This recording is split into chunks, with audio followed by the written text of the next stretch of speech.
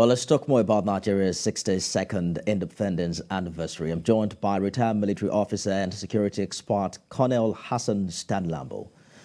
Colonel, let's begin with what you consider to be the biggest achievement of Nigeria in its 62 years of independence. Well, the biggest achievement, I would say, to start with, is that we are still intact as a nation, despite all that has taken place. Our ability to still hold together as an entity, I think, is the biggest achievement.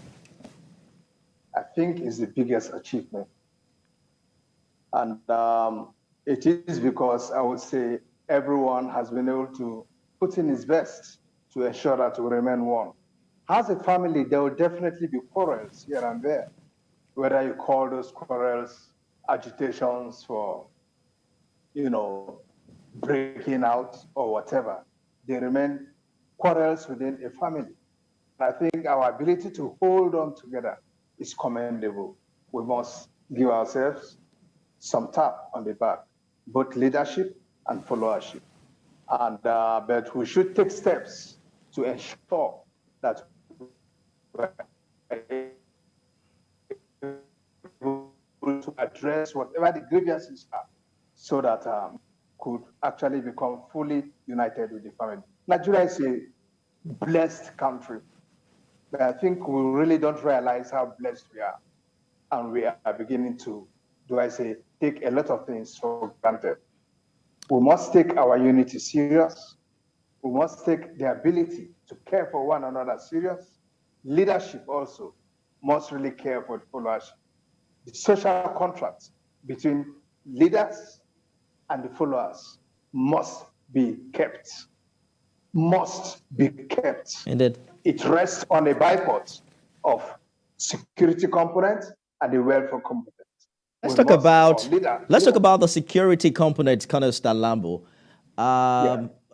This year marks our 23rd year of uninterrupted democratic rule. And you look around West Africa, there's been a lot of interruption in democratic governance. Just recently, Burkina Faso had its second coup d'etat this year. Is it safe to say that democracy has come to stay and no such interruption can be witnessed here in Nigeria? Yes, to a greater extent, I would say that Nigerians have come to accept democracy. The military has accepted and, of course, subordinated itself to political powers, all right? And that great sacrifice, in quotes, on the part of the military has really seen our democracy preserved. And of course, all we need to do now is to see how we are able to sharpen all those aspects that need to be further addressed, that will make us really comfortable, that will make citizens, feel the benefits or dividends of democracy itself. We have to be looking at that, and that rests on the shoulders of our leaders, the political leaders.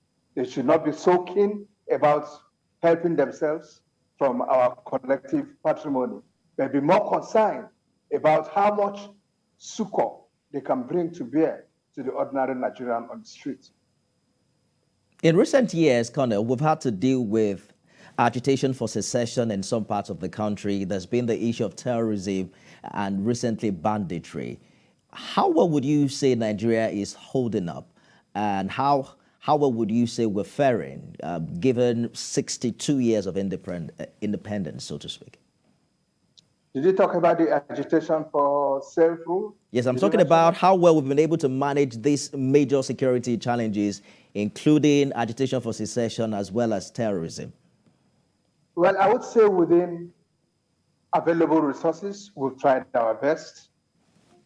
As Nigerians, in fact, this is 1st of October, our birthday as a nation.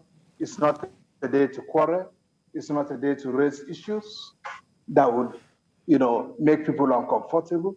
So at best, I'll speak in general terms, that when we have tried our best within acceptable or limited resources, we have seen how much of capability or enhancements of capability we can bring to bear on our military to be able to face the challenges before them and protect the rest of us out there, ordinary citizens.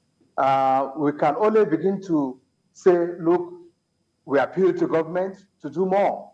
They have done their best, but frankly speaking, to the ordinary Nigerian government has not, its best is not good enough. I don't want to say government has not done it, but its best is just not good enough. And I think that is clear to everybody. It's not an issue which we need to debate over. The point is that government has to strive more to enhance on whatever it is doing to see that Nigerians are safe in every part of the country, to see that the welfare of Nigerians is well enhanced. Okay? Nigerians outside the country also feel very uncomfortable when they look at how miserable we are in here. We only pray that leadership will be more considerate because our resources have not been well managed. All right? I agree there is an economic problem globally, which also impacts on our own economy. But we would also agree to that so much leakages within the system has created so much wastage. Our situation wouldn't have been as worse as this.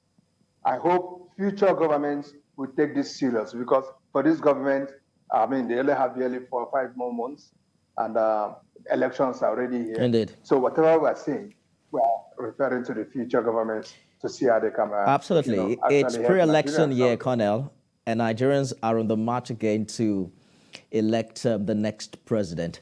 Colonel Hassan Stan Lambo retired. Thank you so much for talking to us on the news tonight.